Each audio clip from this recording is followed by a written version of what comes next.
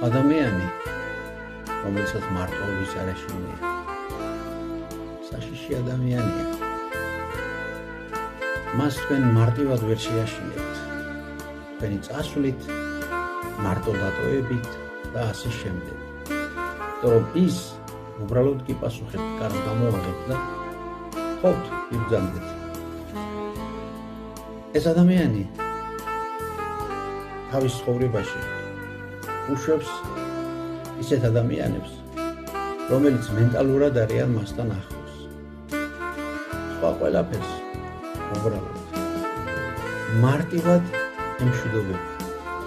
ასე რომ ნუ გადააჭარბეთ თქვენს